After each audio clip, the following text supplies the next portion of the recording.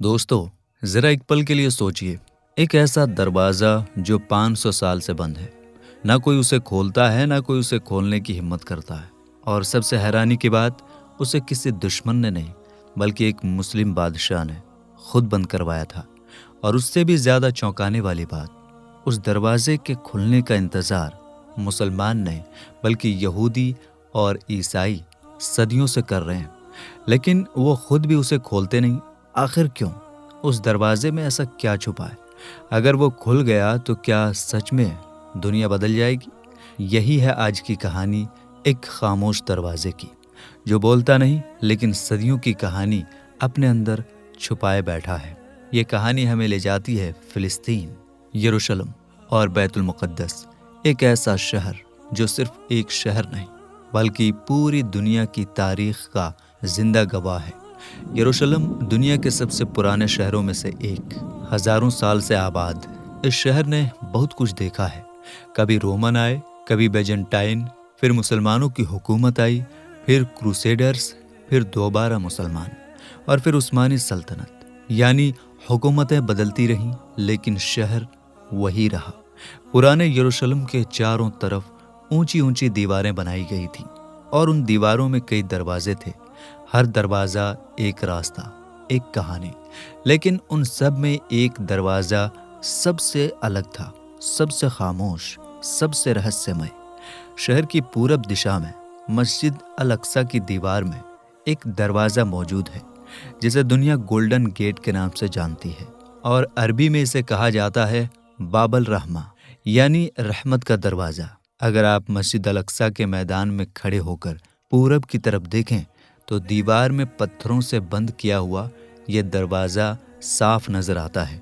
लेकिन ये कोई आम बंद दरवाज़ा नहीं, ये पूरी तरह सील कर दिया गया है। इस रास्ते से आज कोई अंदर नहीं जा सकता, कोई बाहर नहीं आ सकता। और इसके ठीक सामने एक और चीज़ है जो इस रहस्य को और गहरा कर देती है। उस दरवाजे के सामने जैतून का पहाड़ है, जिसे माउंट ऑफ ऑलिव्स कहा जाता है। ये जगह भी बहुत पुरानी है, और तीनों मजहबों में इसकी अहमियत बताई जाती है। अब ज़रा सोचिए, एक शहर तीनों मजहबों के लिए अहम, एक दरवाज़ा तीनों की नज़र में ख़ास, और वही दरवाज़ा सदियों से बंद। तारीख़ हमें बताती है कि जो दीवारें आज यरूशलेम के चारों तरफ खड़ी हैं, उन्हें उस्मानी सल्तनत के एक मशहूर बादशाह ने बनवाया था। नाम था सुल्तान सुलेमान। 16वीं सदी का दौर। उन्होंने पूरे शहर की दीवारों को दोबारा मजबूत करवाया, किलेबंदी की, दरवाज़ों को नया बनवाया, सब कुछ ठीक किया। लेकिन फिर उन्होंने एक ऐसा फैसला लिया जिसने इतिहास में एक राज छोड़ दिया। करीब सन 1541 के आसपास उन्होंने इसी पूरब वाले दरवाजे यानी बाब अल रहमा को हमेशा के लिए बंद करवा दिया। दरवाजे को पत्थरों से भर दिया गया, पूरी तरह सील कर दिया गया। और तब से लेकर आज तक करीब 500 साल गुजर चुके हैं, लेकिन ये दरवाज़ा आज भी बंद है। अब यहाँ से कहानी और भी ख़तरनाक मोड़ लेती है, क्योंकि सवाल उठता है, आखिर एक मुस्लिम बादशाह ने अपने ही शहर का दरवाज़ा हमेशा के लिए क्यों बंद कर दिया? क्या सिर्फ हिफाजत, या इसके पीछे कोई और राज भी छुपा हुआ है? कुछ इतिहासकार कहते हैं ये सिर्फ जंग और सुरक्षा का मामला था, क्योंकि अगर दुश्मन जैतून के पहाड़ की तरफ से आता तो सीधे इसी दरवाजे से शहर में घुस सकता था, इसलिए दरवाज़ा बंद कर दिया गया। लेकिन कुछ लोग एक और बात कहते हैं, और यहीं से कहानी और भी रहस्यमय हो जाती है। लोगों में ये बात मशहूर है कि उस दौर में यहूदी अपने मसीहा का इंतज़ार कर रहे थे, और उनका मानना था कि उनका मसीहा जैतून के पहाड़ की तरफ से आएगा और इसी दरवाजे से शहर में दाखिल होगा। कहा जाता है कि शायद इसी वजह से इस दरवाजे को बंद कर दिया गया। लेकिन अभी कहानी ख़त्म नहीं हुई, क्योंकि इस दरवाजे के सामने एक और चीज़ मौजूद है जो इस राज को और गहरा बना देती है। उस दरवाजे के बाहर एक बहुत पुराना कब्रिस्तान है। आज भी वहाँ सैकड़ों कब्रें मौजूद हैं। कुछ लोग कहते हैं कि ये कब्रिस्तान भी उसी दौर में बनवाया गया था, ताकि इस रास्ते को पूरी तरह रोक दिया जाए। अब ज़रा ठहरिए और सोचिए, एक दरवाज़ा जिसे एक बादशाह ने बंद किया, एक पहाड़ जिससे मसीहा के आने की बात जुड़ी है, एक कब्रिस्तान जो उसके सामने बना है। क्या ये सब सिर्फ इत्तेफाक है, یا اس کے پیچھے کوئی بہت بڑا راز چھپا ہے؟ اور اصلی سوال تو اب شروع ہوتا ہے، آخر یہودی اس دروازے کے کھلنے کا انتظار کیوں کر رہے ہیں؟ ان کے عقیدے میں اس کا کیا مطلب ہے؟ ان کا مسیحا اور یہ دروازہ، ان دونوں کا کیا تعلق ہے؟ یہیں سے کہانی ایک نئے موڑ پر جاتی ہے اور ہمیں اترنا پڑے گا یہودیوں کی تاریخ، ان کے عقیدے اور ان کے انتظار کی کہانی میں، کیونکہ کہانی اب اس موڑ پر آ چکی ہے جہاں سے اصل راز کھلنا شروع ہوتا ہے۔ ایک دروازہ جو صدیوں سے بند ہے، لیکن کچھ لوگ آج بھی اس کے کھلنے کا انتظار کر رہے ہیں۔ کیوں؟ اس سوال کا جواب پانے کے لیے ہمیں جانا پڑے گا یہودیوں کے عقیدے اور ان کی پرانی تاریخ میں۔ یہودی مذہب کی بہت سی پرانی کتابوں اور روایتوں میں یروشلم کا بار بار ذکر ملتا ہے۔ ان کا ماننا ہے کہ بہت پرانے دور میں یہی ایک بہت بڑا عبادت گاہ تھا، جسے وہ کہتے ہیں ہیکل سلیمانی۔ کہا جاتا ہے کہ یہ عبادت گاہ حضرت سلیمان علیہ السلام کے دور میں بنایا گیا تھا اور یہ ان کی عبادت کا سب سے بڑا مرکز تھا۔ لیکن اتہاس کا ایک دردناک سچ یہ بھی ہے کہ یہ عبادت گاہ جنگوں میں تباہ ہو گیا، پھر اسے دوبارہ بنایا گیا اور پھر ایک بار پھر تباہ کر دیا گیا، یعنی ایک ایسی جگہ جو بنی بھی، ٹوٹی بھی اور پھر کھو گئی۔ اور یہیں سے شروع ہوتا ہے انتظار۔ یہودیوں میں ایک عقیدہ پایا جاتا ہے کہ ایک دن ان کا مسیحا آئے گا، وہ آئے گا، ان کی قوم کو پھر سے اکٹھا کرے گا اور ان کا وہی پرانا عبادت گاہ یعنی ہیکل سلیمانی پھر سے بنایا جائے گا۔ اسی وجہ سے یروشلم ان کے لیے صرف ایک شہر نہیں بلکہ امید کا مرکز بن گیا۔ اب دھیان دیجیے، یہیں پر یہ کہانی اس بند دروازے سے جڑتی ہے۔ کچھ یہودی روایتوں میں یہ بات ملتی ہے کہ جب ان کا مسیحا آئے گا تو وہ زیتون کے پہاڑ کی طرف سے آئے گا اور یروشلم میں داخل ہوگا، اور جو دروازہ ٹھیک اسی دشا میں پڑتا ہے وہی ہے باب الرحمہ یعنی گولڈن گیٹ، یعنی ان کے عقیدے کے مطابق مسیحا کا راستہ سیدھا اسی دروازے سے ہو کر گزرتا ہے جو آج پتھروں سے بند ہے۔ اسی وجہ سے بہت سے لوگ کہتے ہیں کہ یہودی اس دروازے کے کھلنے کا انتظار کرتے ہیں۔ لیکن یہاں ایک بہت ضروری بات سمجھ لیجیے، ہر یہودی اس بات پر یقین نہیں رکھتا اور ہر اتہاسکار بھی اسے پکی تاریخ نہیں مانتا، کیونکہ یہ باتیں زیادہ تر مذہبی روایتوں اور مانیتاؤں پر آدھارت ہیں۔ اب کہانی یہی نہیں رکتی، کیونکہ اس دروازے کا ذکر صرف یہودیوں تک سیمت نہیں ہے۔ اب ہمیں دیکھنا ہوگا عیسائی مذہب کی طرف۔ عیسائی روایتوں کے مطابق جب حضرت عیسیٰ علیہ السلام یروشلم آئے تھے تو وہ اسی دشا سے شہر میں داخل ہوئے تھے، یعنی جس دشا میں یہ دروازہ ہے اسی طرف سے ان کا آنا بتایا جاتا ہے۔ اسی وجہ سے عیسائی لوگ بھی اس دروازے کو اپنی تاریخ سے جوڑتے ہیں۔ لیکن یہاں بھی وہی بات اتہاسکار کہتے ہیں کہ یہ باتیں الگ الگ روایتوں میں ملتی ہیں، اس لیے ہر بات کو پکی اور ثابت تاریخ نہیں کہا جا سکتا۔ اب اگر ہم اسلام کی نظر سے دیکھیں تو کہانی اور بھی گہری ہو جاتی ہے۔ بیت المقدس اور مسجد الاقصی اسلام میں بہت بڑا مقام رکھتے ہیں۔ حدیث میں آتا ہے، صحیح بخاری کی حدیث 1189 کا مفہوم یہ ہے کہ خاص عبادت کے لیے سفر صرف 3 مسجدوں کی طرف کیا جائے، مسجد حرام، مسجد نبوی اور مسجد الاقصی۔ اس سے ہمیں پتہ چلتا ہے کہ مسجد الاقصی اسلام میں کتنی اہم ہے۔ اور ایک اور بڑی بات، اسلام کے شروع کے دور میں مسلمان پہلے بیت المقدس کی طرف رخ کر کے نماز پڑھتے تھے، پھر اللہ کے حکم سے قبلہ بدل کر مکہ کی طرف کر دیا گیا۔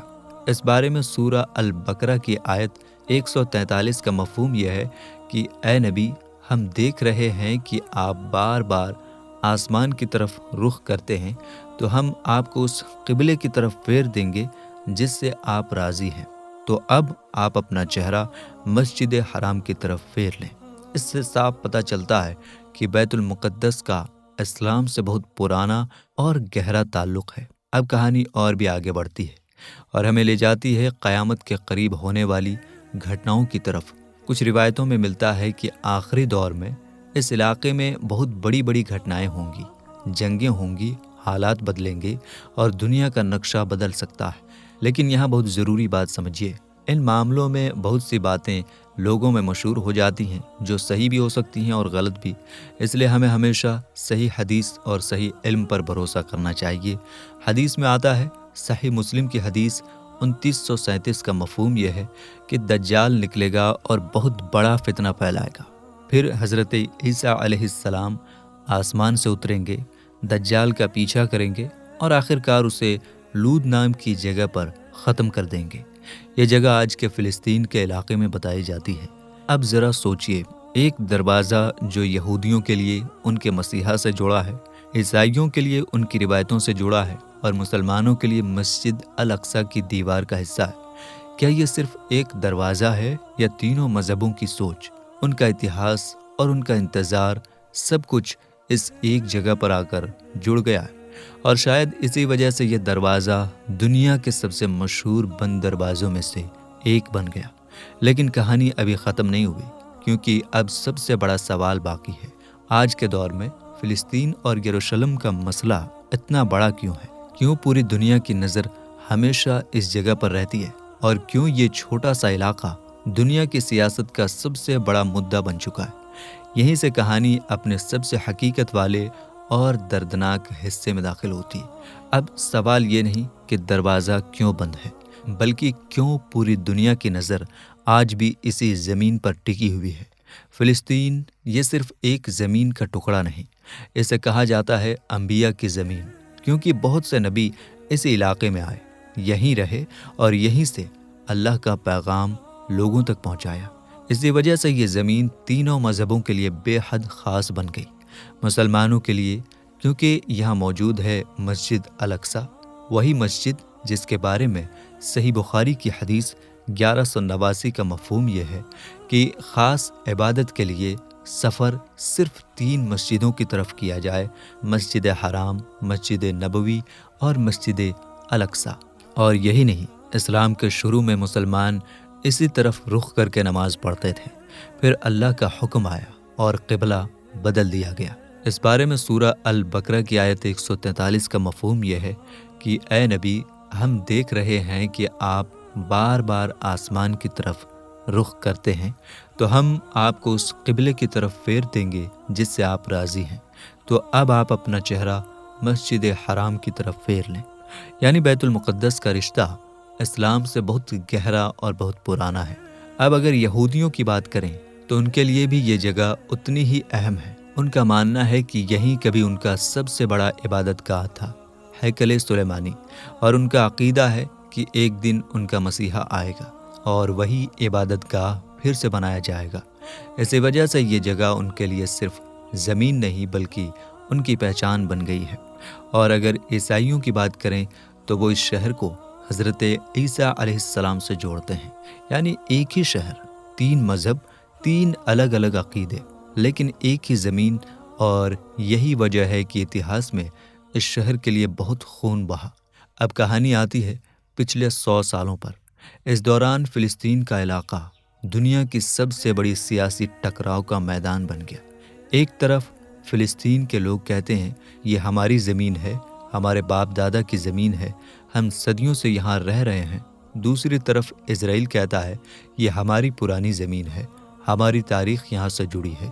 اور یہیں سے ایک ایسا ٹکراؤ شروع ہوا جو آج تک ختم نہیں ہوا۔